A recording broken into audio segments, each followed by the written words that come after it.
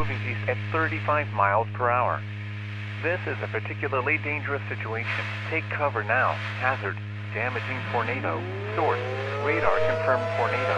Impact.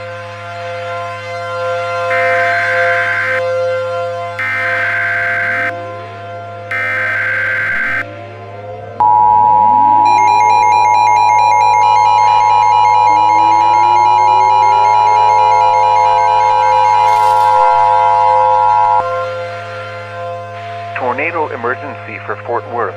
The National Weather Service in Fort Worth, Texas has issued a tornado warning for central Tarrant County in north-central Texas until 5 p.m. Central Daylight Time. At 4:38 p.m. Central Daylight Time, a confirmed large and destructive tornado was observed 3 miles west of Fort Worth or 2 miles north of Benbrook, moving east at 35 miles per hour. Tornado emergency for Fort Worth and Tarrant County. This is a potential mass casualty situation. Take cover now. Hazard. Deadly tornado. Source. Radar confirmed tornado. Impact.